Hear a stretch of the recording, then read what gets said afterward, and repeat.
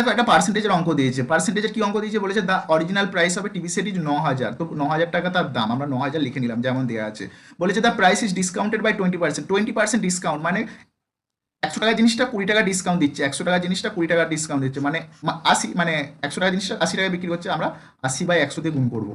আবার দেখো বলেছে by raised and then raised by 10%, 10% বাড়িয়ে দেওয়া হয়েছে, 10% বাড়িয়ে দেওয়া হয়েছে মানে আমরা 100 টাকার জিনিসটা কি, 100 টাকার জিনিসটা আমরা 110 টাকা বিক্রি করছি, তাহলে এটা 110/100 দিয়ে গুণ করে দেবো, 110/100 দিয়ে গুণ করে দেবো। ঠিক আছে, তো এখন দেখো আমরা যদি এটাকে কাটাকাটি করি, এখানে দেখো দুটো শূন্য, আমরা কালারটা চেঞ্জ করে কাটাকাটি করবো, দেখতে সুবিধা হবে। তো দেখো এখানে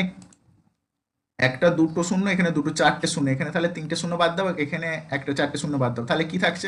8×9 = 72 × 110, 72 × 110, তাহলে আমরা এটা লিখতে পারি 720 × 11, এটাকে গুণ করো 720, 720, তাহলে কি হবে 0, 2, 7, 2, 9, 7,920, 7,920 কত আছে দেখো অপশন 2 আছে 7,920।